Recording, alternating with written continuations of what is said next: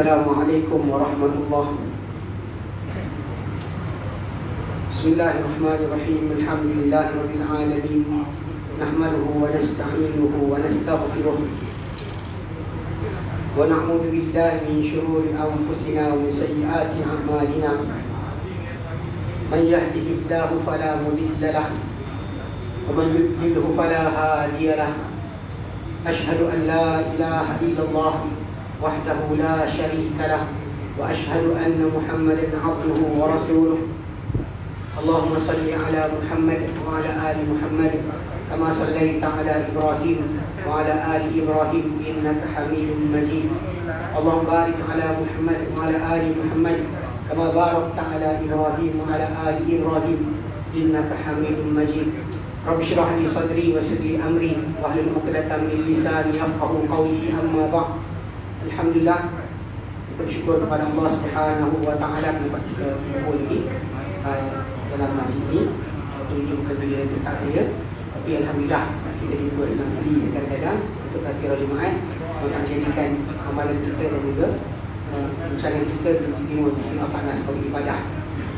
Dan walillahi hamd juga, hari ini dah mula fasa endemik pada negara kita dan jadah dirapatkan. Semua akan menjadikan keadaan ini berterusan dan kita diselamatkan daripada mara bahaya penyakit.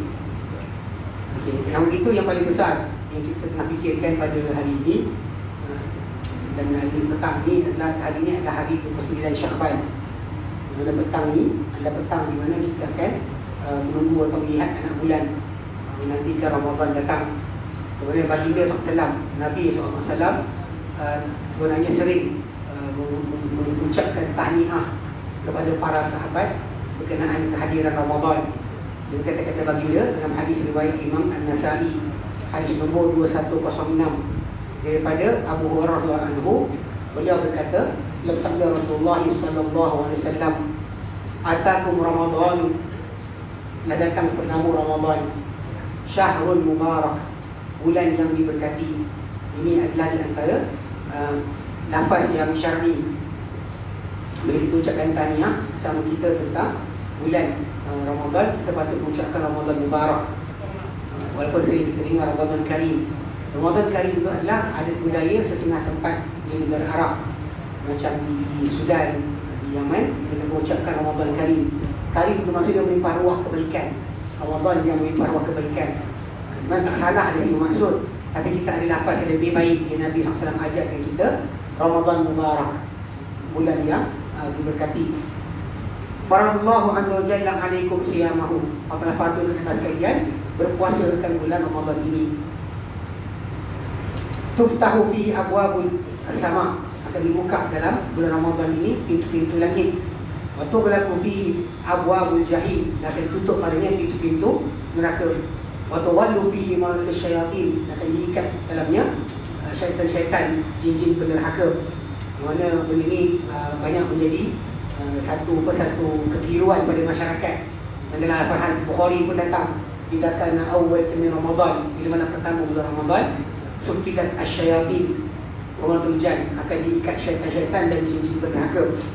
Cuma nak fahamkan, saya bagi tahulah sebelum kita bincang lain, makluman berkenaan dengan apa dimaksudkan dengan syaitan diikat. Kita seharian macam mana para malaikat Allah Ta'ala tentukan untuk kita menjaga urusan yang berbeza. Ada malaikat tiupkan roh ke dalam janin. Ada malaikat yang datang untuk cabut nyawa. Ada malaikat mengiringi roh, malaikat rahmat atau malaikat azab. Ada malaikat yang datang menjalin amal kita. Ada malaikat yang menyoal kita dalam kubur. Ada malaikat yang akan turun mendoakan kita menghadiri majlis ilmu. Semua malaikat-malaikat tadi ada tugas yang berbeza.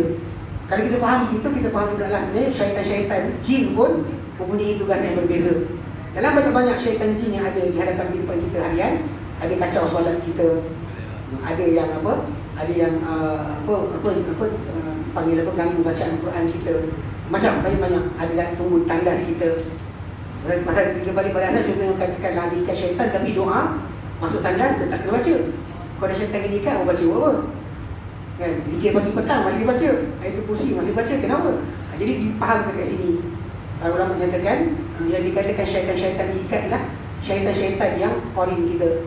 Sebab kita ni antara banyak syaitan yang kehidupan kita harian, ada syaitan yang khas yang akan jadikan akan bersama kita daripada kita mula lahir. Dalam hadis Sahih Muslim, Nabi SAW menyatakan, ma min mauludin yuladu, tidak ada anak dilahirkan illa waqad qayyadallahu ma'ahu qarinuhu minal jin. Mereka telah ikatkan, adakan bersama dengan dia teman dia di kalangan jin. Yang teman dia jin ni tadi akan bisikkan dia segala perkara-perkara buruk. Maka Nabi, para sahabat kata, ya Rasulullah, hatta anta, engkau pun ada ke? Nabi kata, hatta ana, aku pun ada, illa, melainkan anna Allah a'anani alaih, Allah Ta'ala bantu aku mengatasi poin aku yang jin ni. Fa'aslama, dan dia masuk Islam. Falam ya'murni illa bi khairin, maka dia tak suruh aku cari kebaikan sahaja. Selain Rasulullah SAW, ustaz mana sekalipun, guru mana sekalipun, orang dia masih kafir. Orang Rasulullah saja yang masuk Islam. Ni nak kena faham sikit. Kadang-kadang orang kata macam iman kita tinggi macam mana, takkan sampai tahap Rasulullah.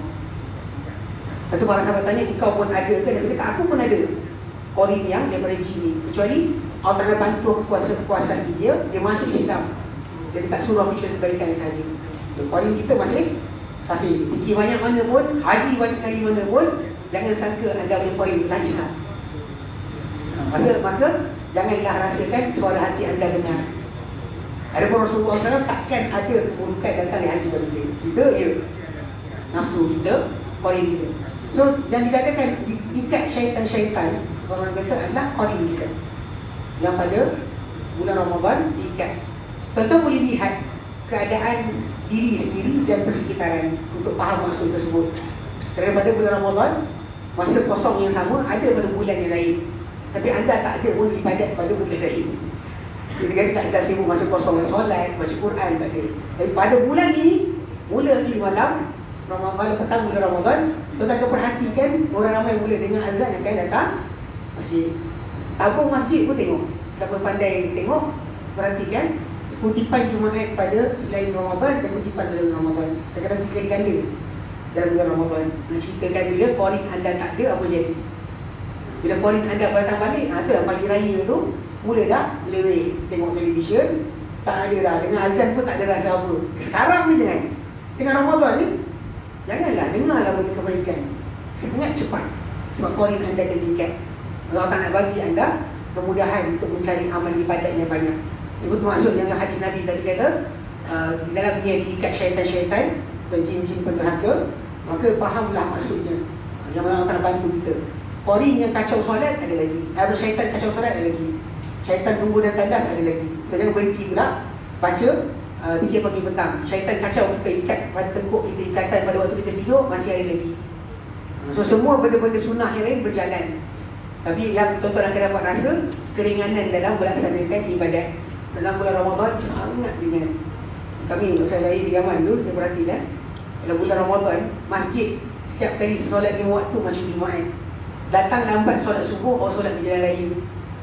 Nak ceritakan punyalah orang terasa dengan Ramadan tu, solat 5 waktu macam Jumaat. Kita boleh lah sikit, solat 5 waktu tambah sikit lah. Nanti insyaAllah hari ni asal kan tak berapa sangat. Tengok Ramadan ni, tanda pagi, memang orang cepat berbaik. Itu tanda korin kita diikat. So bila kita lihat kat situ, memang itulah sebenarnya suasana yang kita dapat rasakan. Yang bila malam petang bulan Ramadan, itu yang kita akan dapat rasakan, akan melihat pada persekitaran kita yang sebenarnya pembuktian kepada mukjizat sabda Nabi SAW. Yang tak ada siapa tahu apa fenomena yang berlaku, apa sebab manusia mula rajin buat baik. Tapi Nabi bagi tahu punca adalah diikat syaitan-syaitan yang merupakan korin kepada setiap manusia ini. Tapi kalau manusia itu dari korin ini ikat pun dia macam tu juga, maka tahmilah sebenarnya di dalam manusia pun ada juga syaitan. Dalam Al-Quran dalam surah Al-An'am ayat 112, Allah nyatakan, wa kadzalika ja'alna likulli nabiyyin aduwan, dan demikianlah kami jadikan untuk setiap para nabi musuh. Syayatinal insi wal jin, syaitan-syaitan manusia, syaitan-syaitan jin. Yang yuhi ba'duhum ila ba'din zukhrafal qawli ghurura, yang mengilhamkan satu sama lain hiasan kata-kata sebagai tipu daya. Hiasan kata-kata sebagai tipu daya.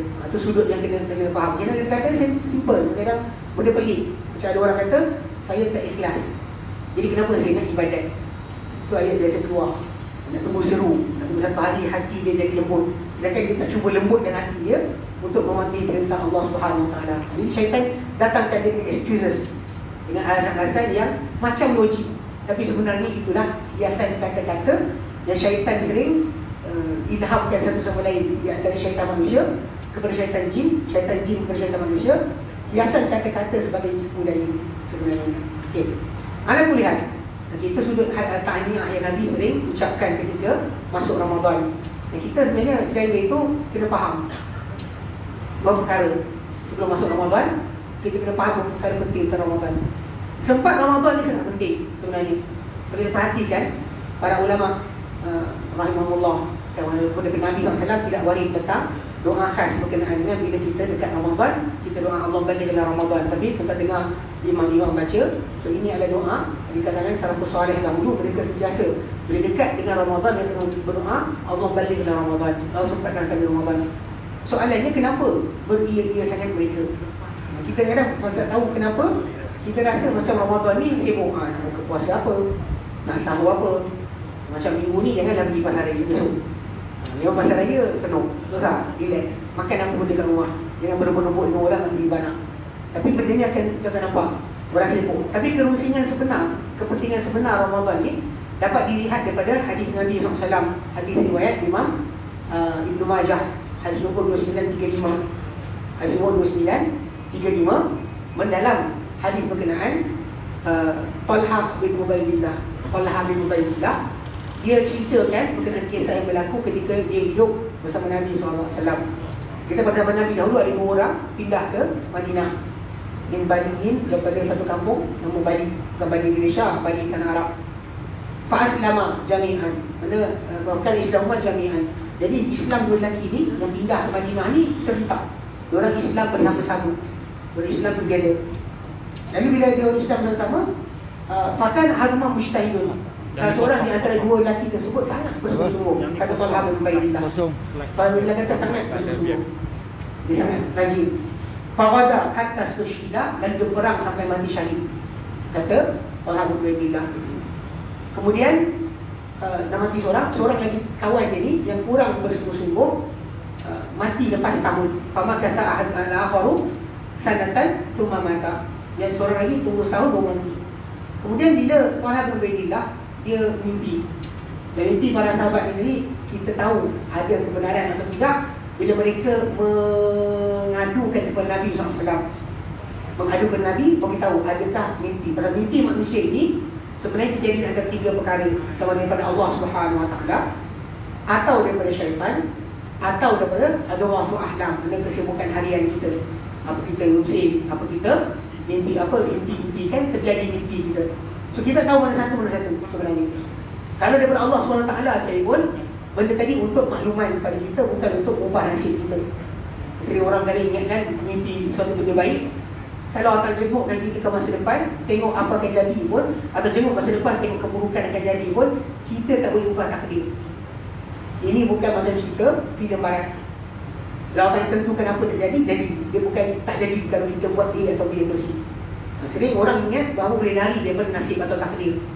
Alhamdulillah, Talha bin Ubaidillah mimpi. Dia kata, lalu aku bermimpi, aku berada di depan pintu syurga. Dan macam dia tahu pintu syurga? Sebab Nabi pernah sifat kepada mereka, pintu syurga rupa macam mana, tanah ada macam mana sebagainya. Lalu sedang dia tunggu-tunggu dekat situ, tiba-tiba 2 lelaki tadi yang mati, seorang mati syahid, seorang mati biasa, berada bersama-sama dengan dia. Ini ada kaitan dengan Ramadan. Lalu dia kata tengah duduk tunggu, tiba-tiba datang daripada dalam syurga seorang pemanggil. Dia panggil masuk dulu yang mati biasa. Yang mati biasa, bukan yang rajin ibadat, bukan mati syahid, yang mati biasa seorang. Kemudian dah masuk, nama tu dia keluar pula, panggil yang mati syahid. Yang 2 orang tadi. Kemudian dia keluar balik kepada Talha bin Ubaidillah. Dia kata irja' fa innahu lam ya'ni laka ba'du. Belum sampai masa kau lagi, balik. Dia pun terjaga dan tidur. Di keesokan harinya, dia pun ceritalah kepada beberapa orang kisah tersebut. Lalu merebaklah cerita berkenaan di Madinah. Maka para sahabat menjadi pelik, rasa pelik. Tuan-tuan dia cerita pun, tuan-tuan sebenarnya pelik juga. Macam mana orang yang mati biasa masuk syurga awal daripada mati syahid. Maka mereka pun kepelikan mereka sampai ke Rasulullah SAW. Mereka cerita ke Rasulullah apa yang berlaku. Rasulullah kata apa? Mimma ta'jabun, dari apakah kalian rasa pelik? Maka para sahabat kata, ya Rasulullah, hadza kana mujtahid, ini yajtahid, ini bersungguh-sungguh perang sampai mati syahid. Tapi padahal jannah, masuk syurga yang kemudian awal daripada dia, sedangkan dia mati syahid. Maka Nabi kata, bukankah dia sempat setahun lagi hidup selepas awal tadi mati syahid? Dia kata, bala ya Rasulullah. Bukankah dia sempat Ramadan dan dia puasa Ramadan, dan dia sempat sujud sekian-sekian banyak sujud dan solat. Kan solat, kalau kita kata kalau 5 kali 5 solat kali 360 setahun, dia dalam 1800 solat. Dan every sujud kita menaikkan darjat. Setiap kita sujud, darjat kita terangkat di sisi Allah Subhanahu Wa Taala. Jadi bukan dia solat, dia sempat puasa Ramadan, dia sujud sekian banyak sujud. Maka para sahabat kata, benar Rasulullah. Rasul kata, fama bainahuma, maka jarak antara mereka berdua yang mati syahid dengan yang sempat Ramadan dan solat lagi, masih hidup lagi, abadu mimma bainas samai wal ardi, lebih jauh berbanding apa yang di antara bumi dan langit. Jarak di antara yang mati syahid dengan yang awal dia sempat setahun solat dan puasa, dijarakkan mereka ni, kedudukan dia seperti langit dan bumi, yang lebih jauh daripada itu. Kerana kita mendengar kisah ni, kita tahulah bahawa sebenarnya siapa sempat dengan Ramadan, dia berupaya ataupun mendapat peluang meninggikan darjat di sisi Allah Subhanahu Wa Taala. Itu sudut yang penting. Walaupun ada orang mungkin kata, Ustaz, kan bukankah kita lihat dalam Quran Karim ada ayat Quran kata kalau sekiranya manusia dapat hidup balik nak bersedekah, kenapa yang ini tajuk puasa? Dia kata itu. Saya pun jawab balik, saya kata sebenarnya apa yang abang tanya itu sebenarnya adalah tajuk dalam surah Al-Munafiqun yang Allah sebut di awal ayat dia, di akhir surah Al-Munafiqun ya. Wa anfiqu mimma razaqnakum min qabli an ya'tiya ahadakumul maut. Infakkanlah, belanjakanlah apa kata rezeki kepada kamu sebelum datang kepada seorang kamu kematian. Patutlah tajuk dia fayaqul rabbi laula akhartani ila ajalin qarib. Dan dia pasti berkata, wahai Tuhanku, kalau kau tangguhkan aku sikit lagi, tempoh yang sikit lagi, fa asaddaqa wa akum minas salihin, aku pasti bersedekah dan aku akan menjadi orang soleh. So, kita pasal tajuk tu tajuk infak. Kalau membuka dalam surah Al-Mu'minun, tak ada kaitan infak pun. Allah sebut dalam ayat 100 surah Al-Mu'minun, Allah menyatakan a'udzubillahi minasyaitanir rajim. Hatta idza ja'ahul maut qala rabbi irji'un. Sampailah seorang tu akan turun lalai sehinggalah sampai pada seorang mereka ni kematian. Pasti dia berkata, rabbi irji'un, wahai Tuhanku, kembalikanlah aku semula ini ke dunia. La'alli a'malu salihan fima tarak. Moga-moga aku boleh buat amal soleh, amal baik pada apa aku terlepas. Tak sebut pun masalah puasa atau bukan puasa. Cuma masalahnya kenapa puasa? Kan kita kata puasa, tadi Nabi sebut signifikan banyak amal orang boleh buat. Kenapa disebut puasa dan solat? Solat kita faham, every solat, sujud tadi mengangkat darjat. Satu sujud kita angkat darjat si Allah SWT. Every sujud. So sekarang ni puasa kenapa? Dalam hadis Sunan Nasa'i, Nabi SAW sebutkan berkenaan dengan masalah puasa ni. Nabi kata apa? Allah Ta'ala kata, hadis kursi, Nabi kata, Allah Ta'ala kata, kullu amri ibn Adam lahu illa as-sawm. Semua anak Adam punya amalan bergantung kepadanya, bertemulang kepada dia. Dan riwayat itu datang, al-hasanatu bi asyri amsalihha. Kebaikan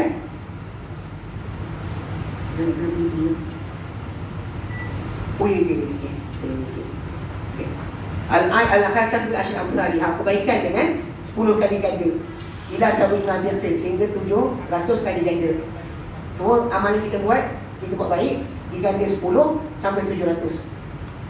Allah Ta'ala kata, illa saum, kecuali puasa, fahuwali, ia terpulang kepadamu, wa ana ajzi bih, dan aku yang membalas dengannya. Maksudnya tak ada limitation untuk puasa. Dan mungkin kita tanya kenapa? Sebab puasa ni sebenarnya antara amal ibadat yang tuan-tuan buat orang tak tahu, unless tuan-tuan bagi tahu orang. Jadi macam tuan-tuan solat orang nampak, pergi jihad orang nampak, infak harta walaupun tulis apa, hamba Allah, cek pun nama kita, orang tahu juga.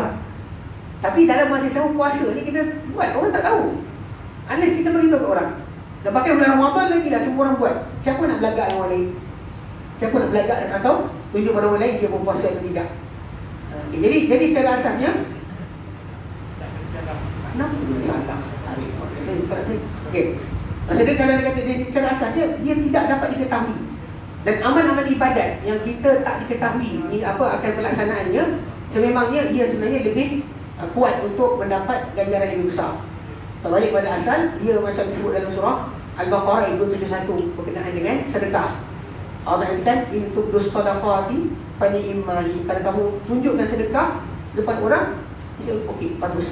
Tapi wa in tukhfuha, namun kalau kamu sembunyikan dia, wa tu'tuhal fuqara, kamu berikan dia pada orang fakir, fa huwa khairul lakum, lebih baik untuk kalian.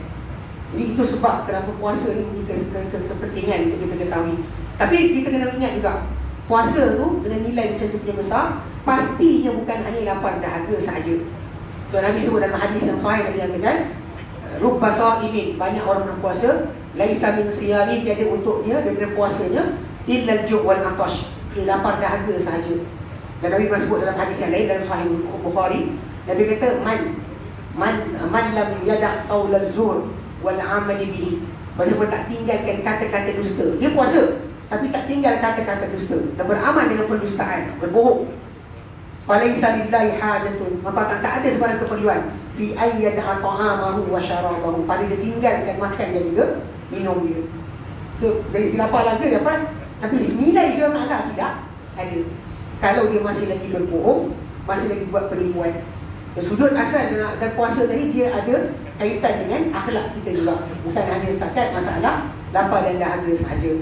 Baik, oleh kerana kita bagi ruang untuk pengumuman, wallahu a'lam, kita berhenti sini. Kalau apa yang saya sampaikan ini bermanfaat untuk kita semua.